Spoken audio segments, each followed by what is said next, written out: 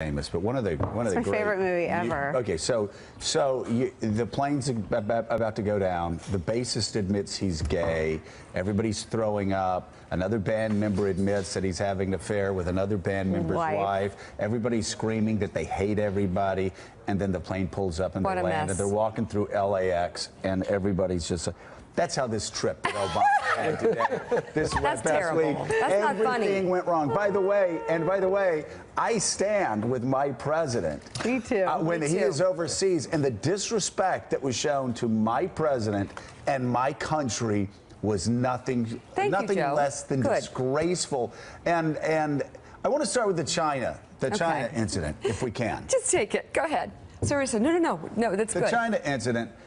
You said something very interesting, Nicole. No script. George W. Bush went places where he was hated, where he was loathed. He went to Venezuela. Was he ever treated that way? And by the way, Susan Rice, if my national security advisor had been yelled at by a Chinese official, I would have bolted over there and said, I don't know who you are. Get the translator. I'm going to say something that might make my phone ring, but I believe it to be true. If someone messed with Condoleezza Rice, and I think they would have messed with the president before they messed with Condi Rice, I honestly think he would have punched him. I mean, the fact, and as he definitely would have gotten right in there. We went to places where, I mean, I went to the South American summit where he spoke after Hugo Chavez. Hugo Chavez was celebrated. Bush was hissed. I mean, we went to places where the hostility toward President Bush and the administration was extreme, and we were never treated like this president was treated in China. Richard Haass is here, president of the Council on Foreign Relations. The insults from the Philippines leader. I rolled my eyes. What happened? It's the Philippines. And what do you think? China, like wanting to step in and become the next great power, wanting to be respected on the world stage, to treat the United States president, to treat the United States national security advisor this way is inexplicable. Describe exactly what happened. Yeah, first of all, for people that I think it is explicable, possibly. But explain what happened. We've been talking about it for years, I have to say.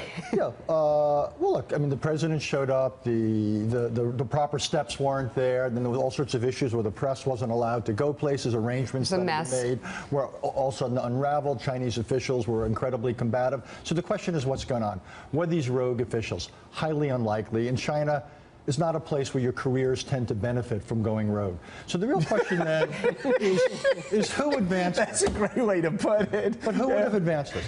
So the real question is whether it's the political leadership, the military leadership, some local guy. What I think it says is less about Obama than it says something about China. This is nationalism, pure and simple and raw. This is Chinese assertiveness.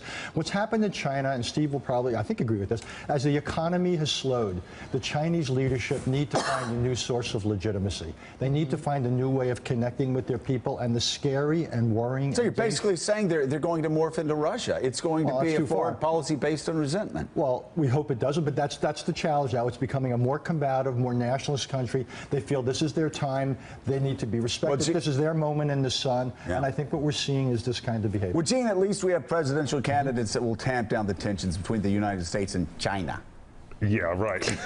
Yeah, not going to happen. I think it's going to get worse. I think Richard Haass is absolutely right in terms of the nationalism that we saw there and the prickliness. You know, China is increasingly treating its neighborhood like its private neighborhood, and resentful of the United States influence in Asia. And I think that will just continue. I would remind Nicole of one thing, though. George W. Bush did have a shoe thrown at him. That's true. When he was overseas. Not by that was something of a sign of disrespect. In Iraq, by a journalist. We wouldn't expect less from journalists.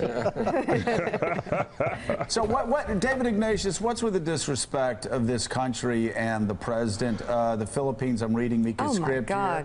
The Philippines president called the president, Better you than me. quote, Don't say it. Don't say it. Okay, I won't say it, but the Philippines president made an extraordinarily offensive comment about not only Barack Obama, but also his mother. Yep. I don't know what he said. And then the president canceled the meeting. I'm not going to read it out loud. What's going on? Well, late in Barack Obama's term out in Asia, where he had really thought to make a mark to rebalance U.S. Strength, the president got a series of what you'd have to say are rebuffs. And I think there is evidence here that countries don't take the U.S. and its leader as seriously as they should. To be honest, Rampgate in Guangzhou is less striking to me than Duterte's comments, which were just so out of line. The Philippines is a country that needs the United States. We've been working closely with them on issues involving the South China Sea. We're making military commitments to protect them. And here's their president using the most insulting language, I must note, after using similarly insulting language about the U.S. ambassador in Manila.